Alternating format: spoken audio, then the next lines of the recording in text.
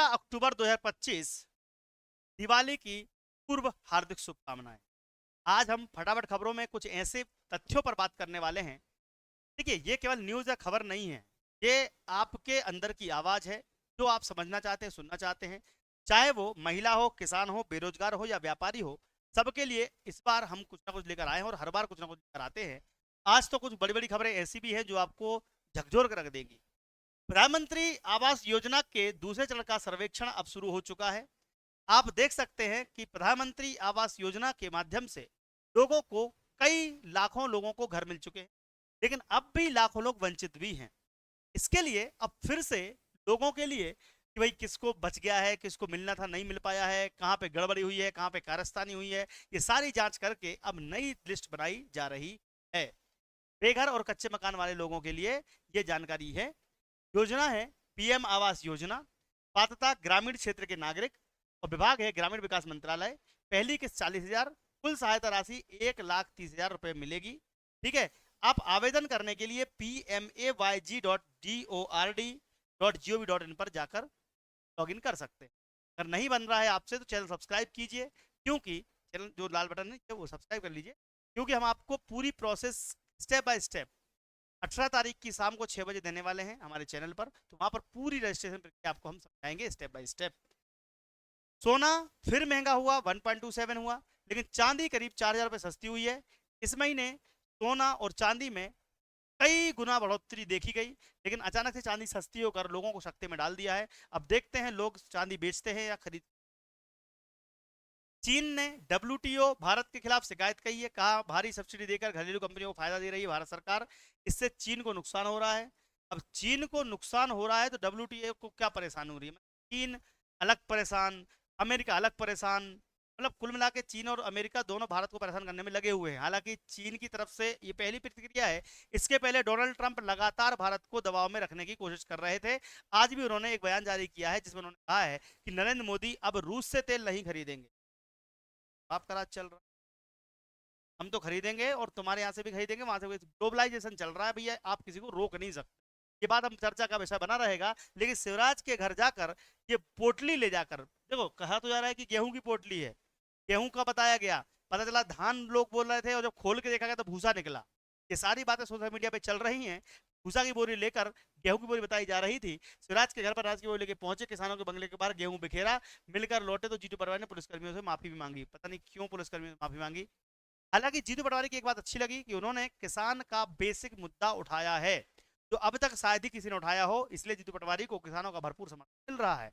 आप क्या चाहते हैं, जीतू पटवारी मुख्यमंत्री बने अगली बार या मोहन यादव? किसकी सरकार चाहते हैं कमेंट बॉक्स में लिखिएगा। और किस गांव से वीडियो देख रहे हैं, किस शहर से वीडियो देख रहे हैं, कमेंट बॉक्स में आपका नाम जरूर लिखिएगा।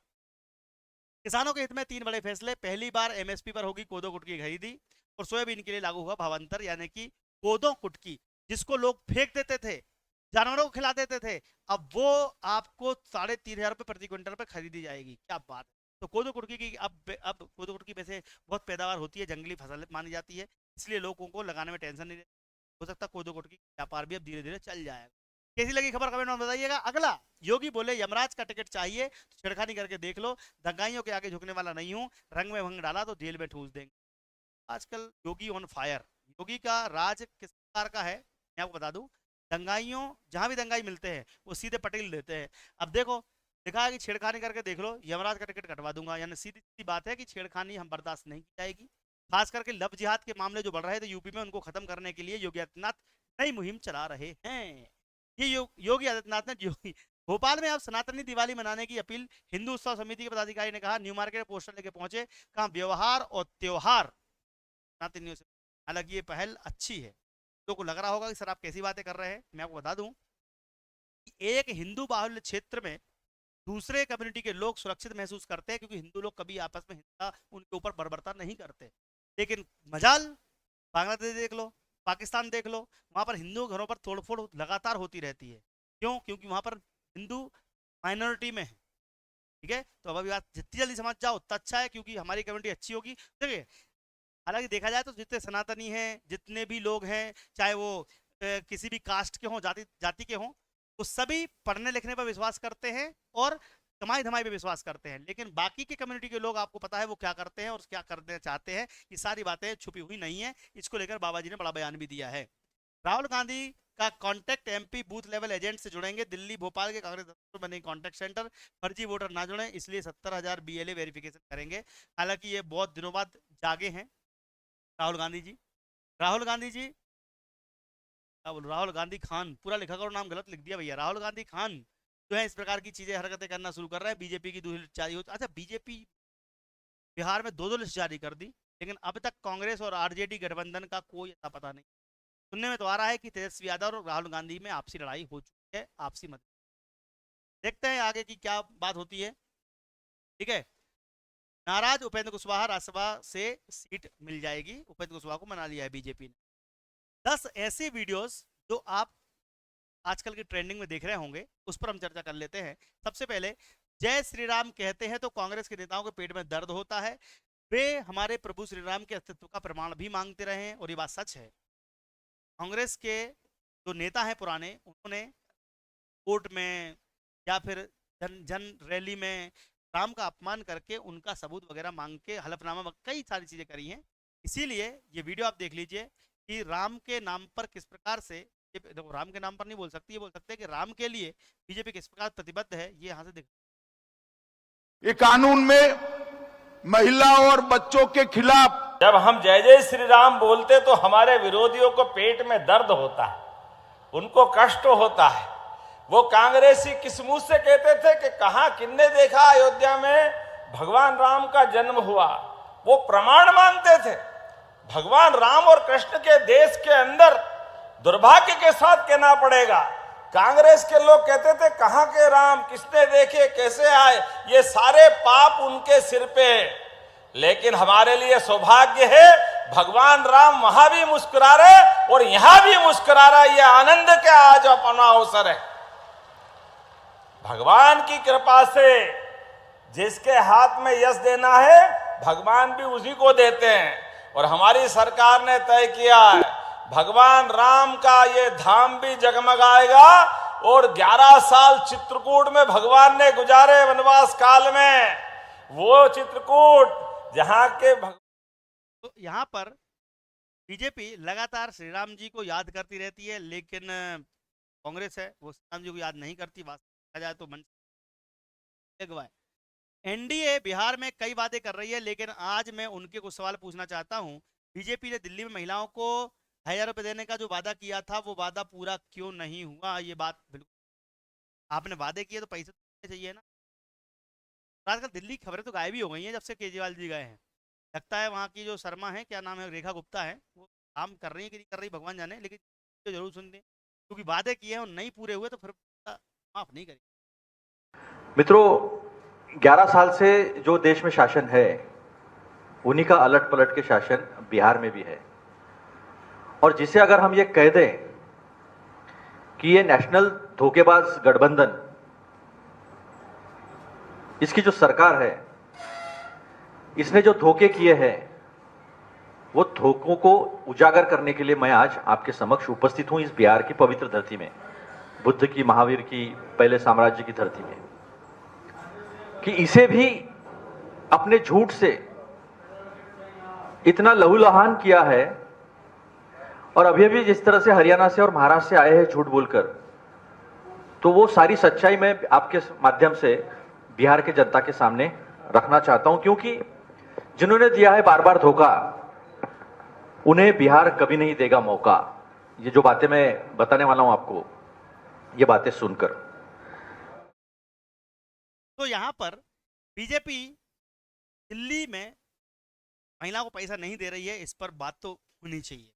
बहनों का आर्थिक सशक्तिकरण जरूरी है, इसके लिए कृषि ग्रामीण विकास विभाग द्वारा योजनाएं क्रियान्वित की जा रही हैं।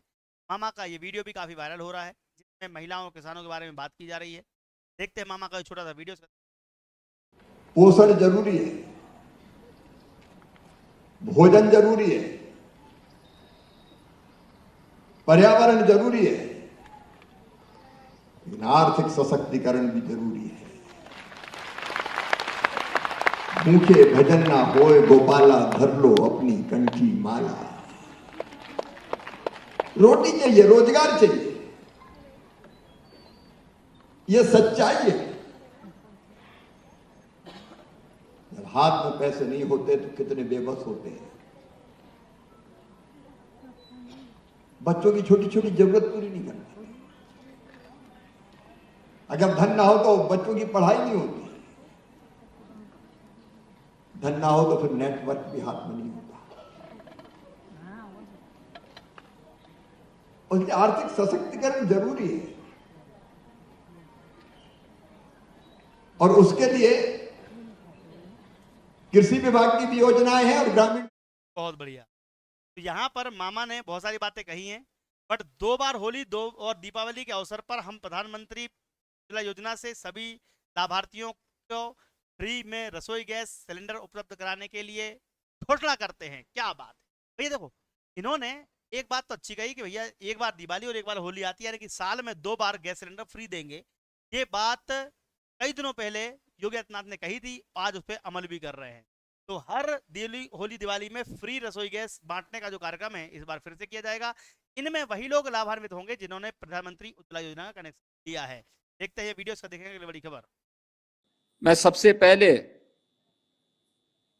प्रदेश भर के 1,86,00,000 उज्ज्वला योजना के उन लाभार्थियों को जिनके लिए 1,500 करोड़ रुपए की सब्सिडी हम लोगों ने आज जारी की है, उन सबको मैं बधाई देता हूं। ये दीपावली के पहले प्रदेश के उन लाभार्थियों के लिए दीपावली का एक उपहार है। पर्व और त्योहार के पीछे का उद्देश्य भी यही होता है कि हम अकेले नहीं बल्कि सामूहिक रूप से इस उत्साह का हिस्सा बने। जिस रसोई गैस के लिए आपके पैसे खर्च होते, उत्तर प्रदेश की सरकार ने 2021 में तय किया था कि वर्ष में 2 बार होली और दीपावली के अवसर पर हम उज्ज्वला के सभी लाभार्थियों को फ्री में रसोई गैस के सिलेंडर उपलब्ध करवाने का काम करेंगे। और आज तो यहाँ पर गैस सिलेंडर फ्री मिल रहा है, लेकिन अमित शाह अपराधियों के पीछे हाथ धोके पड़ चुके। गृह मंत्री है भारत के। तो आपराधिक न्याय के 3 नए कानून होने के बाद राजस्थान में सजा दिलाने की 42 दर से बढ़कर 60% हो गई है और पूरी तरह से लागू होने के बाद 90% जाएगी। यानी कि अपराधियों के ऊपर सख्त कानून बनाने की जो रणनीति थी वो अब काम। देखते हैं अमित शाह का ये वीडियो, इसका देखें। ये कानून में महिला और बच्चों के खिलाफ अपराधों के लिए अलग चैप्टर दिया है। EFIR और 0 FIR का प्रावधान किया है। सभी जब्ती की वीडियोग्राफी अनिवार्य कर दी है और 7 साल से ज्यादा सजा जिसमें है, ऐसे हर अपराध के लिए फॉरेंसिक जांच को हमने कंपलसरी किया। और मैं आज राजस्थान की जनता को बताने आया हूं, राजस्थान में सजा कराने का दर 42% था, 42%। पुलिस 100 लोगों को पकड़ती थी, इसमें से सिर्फ 42 लोगों को सजा होती थी। ये कानून लगाए हुए 1 ही साल हुआ है और ये 42% को हम 60% तक पहुंचाए। और मित्रों, मैं चलिए यहाँ पर आज की एक और बड़ी खबर आ गई है। ये किसानों को खुशहाल बनाने के लिए हम समाजवादी लोगों ने हमेशा फैसला किया, किसानों की मदद करते थे हम लोग, अब कोई मदद करने वाला नहीं। क्या बात। अब देखो क्या होता है कि राहुल गांधी और एक ये लाल टोपी, ये दोनों, एक राहुल गांधी खान और ये लाल टोपी, ये दोनों मिलकर बहुत ही शानदार जोक और मजाक बनाते हैं। कुछ दिन पहले लालू यादव और तेजस्वी यादव के मंच पर खड़े होकर वोट चोर गड्डी छोड़ कर नारा लगा रहे थे, ताकि लोगों ने उनको रेल दिया। अभी तेजस्वी यादव लालू यादव पे तो आरोप सिद्ध भी हो गए और रिपोर्ट फाइल हो चुकी है, फाइनल आउट कमाने वाला है। अब देखना क्या मजे आते हैं। वो जेल में चक्की पी और जेल में जो व्यक्ति है उसको तो चुनाव लड़ने का अधिकार होना ही नहीं चाहिए। लालू प्रसाद यादव कैसे चुनाव लड़ सकता है? सोचो ना यार, एक अपराधी भी चुनाव लड़ पा रहा है, ये कहाँ का न्याय है? तो ये इसका जो वक्तव्य है देख के थोड़ा हंस लो, इसका देखेगा अगली बड़ी खबर। देखिए, किसानों को खुशहाल बनाने के लिए हम लोग और समाजवादी लोग हमेशा फैसला लिए हैं। नेताजी जिस समय मुख्यमंत्री बने थे, सबसे ज्यादा बजट किसानों के लिए किया गया था, और उस समय 1 लाख करोड़ भी बजट नहीं था, उतनी सुविधाएं नहीं दे सकते थे। मैं आज आपको भरोसा दिलाता हूं कि जिस तरीके से समाजवादी सरकार में किसानों के लिए इंफ्रास्ट्रक्चर बनना शुरू हुआ था, मंडियों को बेहतर बनाने का काम, मंडियों का आधुनिकीकरण, मंडियों का इंफ्रास्ट्रक्चर और तैयार करने का काम शुरू हुआ था, वो पुनः हम लोग करेंगे। सिंचाई माफ थी, बिजली मिलती थी, खाद मिलती थी, कीटनाशक दवाइयां सस्ती थी, डीजल पेट्रोल सस्ता था, और किसानों की मदद किया करते थे हम लोग। चलिए, तो किसानों को खुशहाल बनाएंगे, ये देखते हैं कैसे बनेगा, लेकिन हम स्टूडेंट को खुशहाल जरूर बनाते हैं।